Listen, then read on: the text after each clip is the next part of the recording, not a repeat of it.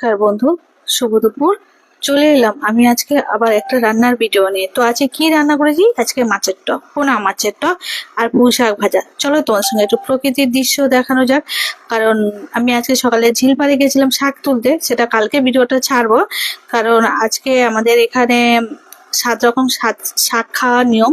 তোমাদের ওখানে কি নিয়ম আছে এরকম? অবশ্যই বললো। তাহলে আমাদের কাকিমারা শাক তুলছে, আমি উপরে দাঁড়িয়ে শাক তুলে কিছুটা দাঁড়িয়েছিলাম। তো এটা আমাদের পদ্ম ফুলের, মানে আমাদের না, আমাদেরই জায়গায় অন্য লোকে দেওয়া আছে। তো দেখো পুরো চারপাশটা কত সুন্দর। তারপরে চলে এলাম আমাদের রান্নার ভিডিওতে। তো পোনা মাছ নিয়ে এসেছিল আমাদের কালকে, সেই টকটাই তোমাদের সঙ্গে আজকে শেয়ার করব। আর চুনো মাছের টক খেয়েছি, পোনা মাছের টক খেয়েছি। তো আজকে সেই পোনা মাছের টকের রেসিপি তোমাদের সঙ্গে শেয়ার করবো। কিছুই না, চুনো মাছকেও যেরকম টক করো সেরকম, চুনো মাছকে যেরকম টক করো পোনা মাছকেও সেরকম টক। তো আমি অনেক ঝাল ঝোল খেয়েছি, তার মধ্যে না আজকে টকটা করা যাক। তো আমসুটা সারা বছরের জন্য করে রাখি আমি। তো প্রথমে তেল কড়াতে মাছ ভেজেছিলাম, সেই তেলেই আমসুটাগুলো দিয়ে দিয়েছিলাম ধুয়ে। তারপরে নুন হলুদ দিয়েছে। তারপরে দেখো সর্ষে বেটে, কাঁচা লঙ্কা একটু বেটে তার মধ্যে দিয়ে দিলাম। এটা একটু ফুটলেই মাছগুলোকে দিয়ে দেবো। আর সত্যি কথা বলতে টক রান্না খুবই তাড়াতাড়ি ও সহজ। আমরা মশলা যতটা করি, কিন্তু আমাদের টকে কিন্তু, আর এই সময় না একটু টক টক খেতে আমার খুব ভালো লাগে। তোমাদের কেমন লাগে? তো বড় বড় মাছেরও টক করে তোমাদের দেখিয়ে দিলাম বন্ধুরা। আর করেছি পুঁই শাক ভাজা।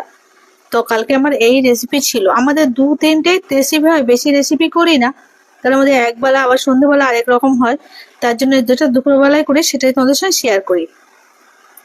তো হয়ে গেল আমার পোনা মাছের টক।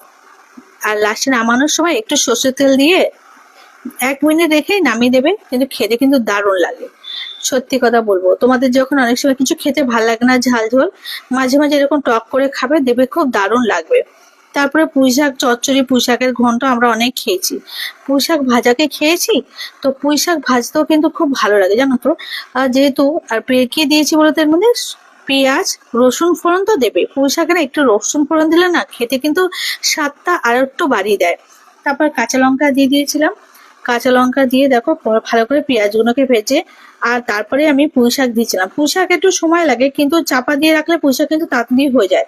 আর এতে কোনো জল দেবে না, জল দিলে কিন্তু সে স্বাদটুকু আর থাকবে না, যেটা ওর গা থেকে, মানে ওখান থেকে যে জলটুকু বেরোবে, সেই যে জলটা মরবে, তাহলে ওতে। আর নুন কিন্তু কম দেবে, কারণ ওর রসে মরবে, তো ওর জন্য নুনটা কিছু কম দেবে। নুন বেশি দিলে আবার, বেশি নুন হয়ে গেলে তখন খেতে ভালো লাগে না। আমার তো পুঁই শাক ভাজা সবচেয়ে ভালো লাগে। পুঁই শাক চচ্চড়ি, পুঁই শাকের ঘন্ট থেকে পুঁই শাক ভাজা কিন্তু আমার দারুণ লাগে খেতে। তো আজকে কেমন লাগলো রান্না দুটো? যদি রান্না দুটো ভালো লাগে অবশ্যই লাইক। আর তার সঙ্গে ডালও করেছিলাম। আর আমার ছেলের স্টাইলটা দেখেছো?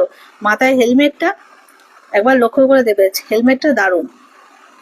তো হয়ে গেল পুঁই শাক ভাজা। তো আমার ভিডিও যদি তোমাদের ভালো লাগে, আমার রান্না যদি তোমাদের ভালো লাগে, অবশ্যই লাইক কমেন্ট করে পাশে থেকো। আর ভিডিওটা দেখার জন্য তোমাদের অসংখ্য অসংখ্য ধন্যবাদ জানাই। আজকে ধানতেরাস, আজকে বাজারে গেছিলাম, অনেক কিছু বাজার করে নিয়েছি, সেটা তোমাদের পরে দেখো। তাহলে 3টে হয়ে গেল, ডাল হয়ে গেল, পুঁই শাক ভাজা হয়ে গেল, আর মাছের টক হয়ে গেল। ছেলে যদি মাছের টক না খায় তো ডালটা দিয়ে খাবে, ওর জন্য মাছ ভাজাও রেখেছি, মাছের টকও রেখেছি। ওর যেটা ভালো লাগবে খাবে। ওর অনেক কয়েক না, এটা খাবো না, ওটা খাবো না, অনেক কিছু বলে। কি করবো, বাচ্চা এখন বোঝে না, যখন বুঝবে অবশ্যই খাবে। তো আমার রান্না তো হয়ে গেল। তো তোমাদের কি রান্না হয়ে গেছে?